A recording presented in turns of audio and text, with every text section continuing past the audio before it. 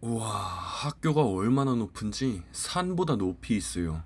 에스컬레이터도 실제로 있었습니다. 정말 대단합니다. 안녕하세요, 느린걸음입니다. 오늘은 경복궁역에서 버스를 타고 한 15분 정도 들어왔습니다. 오늘 가볼 곳은 상명대학교인데요. 서울에서 가장 언덕이 심한 대학교로 유명하죠. 아무래도 근처에 지하철역이 없다 보니까 대중교통으로 오는 접근성이 그렇게 좋은 편은 아니라고 느껴지네요. 이 옆으로는 국민대학교가 있는데요. 국민대학교 역시 교통은 비슷한 편이죠. 옛날에는 여기 신분당선이 연장돼서 상명대학교역이 생긴다는 말도 있었는데 아직까지는 기약이 없는 것 같습니다. 학교 앞으로는 홍제천이 흐르고 있습니다. 옆으로 가면 서대문구 홍제동이고요. 그리고 그 옆으로는 서울에서 부자들이 많이 살기로 유명한 종로구의 평창동입니다. 평창동은 진짜 유명한데 대기업 회장들이 굉장히 많이 사는 곳으로 알려져 있는 곳이죠. 이제 언덕을 따라 올라가 보겠습니다. 처음부터 언덕이 좀 높아 보이는데요. 지금은 이미 개강 시즌이라 평일에는 학생들이 엄청나게 많을 겁니다. 제가 방문한 날은 주말이라서 이렇게 학생들이 많이 없네요. 언덕이 심한 대학교로는 단국대, 동국대, 한양대, 안양대도 항상 같이 순위권에 오르는데 그 중에서 상명대는 항상 언덕으로 상위권에 올라가 있습니다. 지금 여기 보면은 언덕이 굉장히 가파른데요. 버스가 뒤로 밀려서 사고가 나는 경우도 간혹가다 발생한다고 합니다. 정말 위험하죠. 상명대학교는 언덕이 너무 높다 보니까 하늘로 올라갈 수 있는 에스컬레이터도 있다고 합니다. 오늘 그 에스컬레이터를 한번 보러 가볼 건데요. 저 앞에 보이는 거는 이제 상명대학교 부속 유치원입니다. 그래도 유치원생들이 어느 정도 다닐 수 있게 유치원은 가장 낮은 곳에 있었네요. 중간에 이렇게 한번 전경도 둘러봐 봅니다. 지금이야 눈이 다 녹은 3월이라 괜찮은데 겨울에는 이 길을 어떻게 다닐지 정말 아찔하네요. 그런데 사실 이렇게 언덕이 심할수록 사람이 많이 다닐수록 제설을 잘하는 편이긴 하죠. 이 길도 이제 대학으로 올라가는 길목이다 보니까 제설을 굉장히 잘하는 길이긴 합니다. 제설이 안 돼 있으면 이 길을 다니는 게 정말 막막하죠. 요 앞으로 가면 이제 상명대학교 후문, 그리고 왼쪽으로 가면은 상명대학교 정문으로 가는 길이 나오는데 그래도 먼저 정문을 봐야겠죠. 정문 쪽을 향해서 계속해서 올라가 봅니다.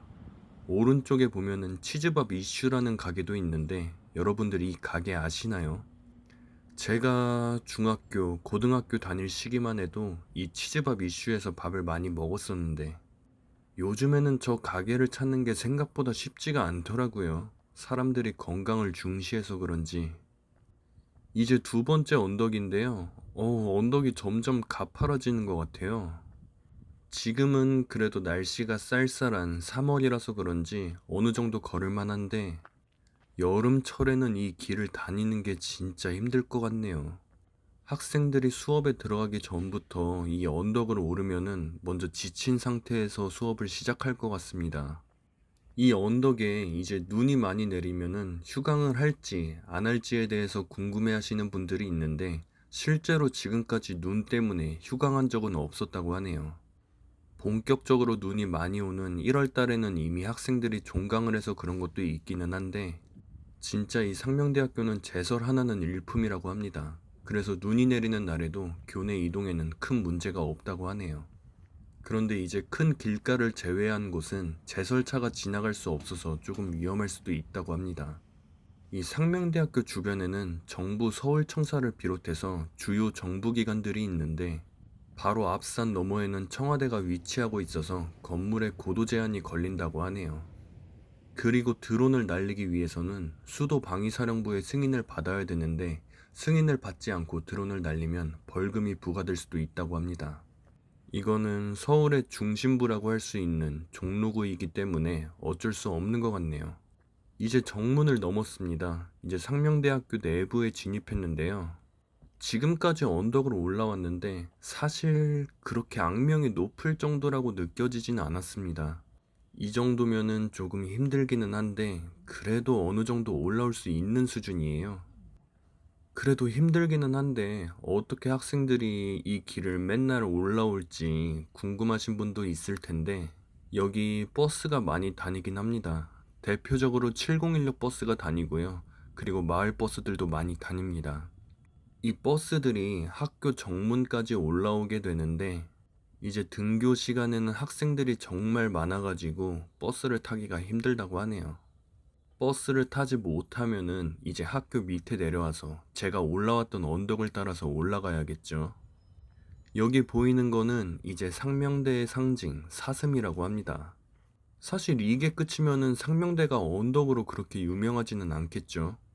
지금 제 앞에 보이는 게 이제 에스컬레이터인데 상명대에서 제일 유명한 게 사실 에스컬레이터긴 하죠.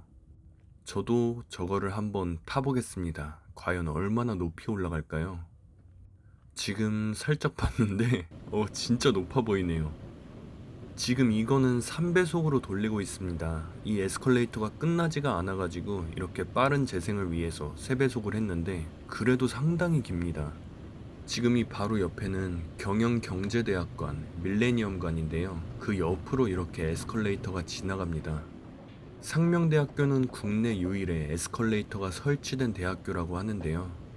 SBS 진짜에서 촬영된 적도 있다고 합니다. 이 에스컬레이터를 타고 한 3분 정도 올라가고 있는데요. 이 에스컬레이터 덕에 캠퍼스 내에서의 이동은 큰 어려움이 없다고 하긴 합니다. 그런데 간혹가다 고장나는 경우도 있겠죠.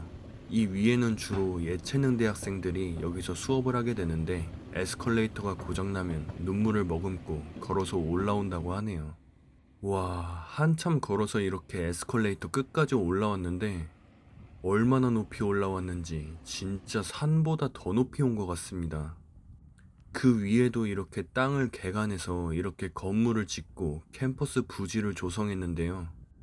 정말 건축 실력이 대단한 것 같습니다.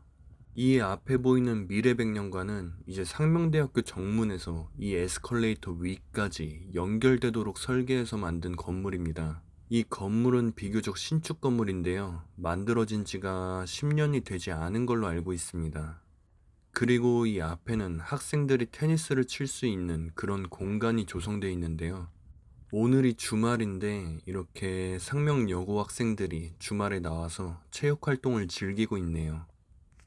그리고 이 앞에는 이제 체육관이 있고요. 학생들이 여기서 체육활동을 또 즐길 수가 있습니다. 그런데 여러분들 소름 돋는 거 뭔지 아세요? 지금 여기까지 가장 높은 곳에 올라왔는데 저 앞에 보이는 게 이제 상명여고입니다. 와, 진짜 대학교보다 더 높은 데 있는 게 진짜 놀랍네요.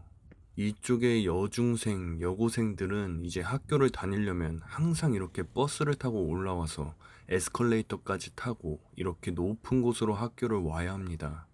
이 방학 기간 중에 제설 속도가 비교적 느려서 눈이 쌓이면은 학생들이 여기서 눈썰매를 타기도 한다고 하네요. 상명대학교 같은 경우에는 제가 이제 캠퍼스를 한번 쭉 돌아봤는데 다른 대학교에 비해서 부지 캠퍼스가 조금 좁다고 느껴지기는 했는데 실제로 조사해 보니까 그렇게 작지는 않다고 합니다. 학교의 크기가 15만 2,207제곱미터라고 하는데 그렇게 작은 면적은 아니죠. 이 상명대학교보다 부지가 작은 학교가 얼마든지 있습니다. 여기는 이제 학교에서 쓰는 대운동장으로 보입니다. 대학생들끼리 이제 축구나 체육 활동을 할 때 이 운동장을 사용하겠죠. 이 높은 산을 깎아서 이렇게 운동장을 만들고 토지를 평평하게 만든 게 진짜 대단합니다.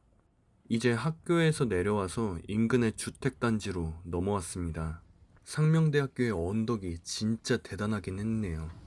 간혹 가다가 힐을 신은 여학생들은 언덕을 내려갈 때 뒷걸음으로 내려가야 한다는 우스갯소리도 있을 정도입니다. 인근에 이렇게 주택단지가 아기자기하게 조성되어 있네요. 상명대학교는 96년에 상명여대에서 남녀공학으로 바뀌게 되었습니다. 어르신들 중에는 아직까지 상명여대로 알고 계시는 분들이 많은데 공학으로 바뀐 지 굉장히 오래됐죠. 그리고 나름 전국에서 공부를 어느 정도 하는 학생들이 오다 보니까 거기에 맞춰서 입결도 상당히 올라간 학교 중에 하나입니다. 그 중에서 사범대학이 가장 유명하죠. 사범대학이 가장 잘 알려져 있습니다.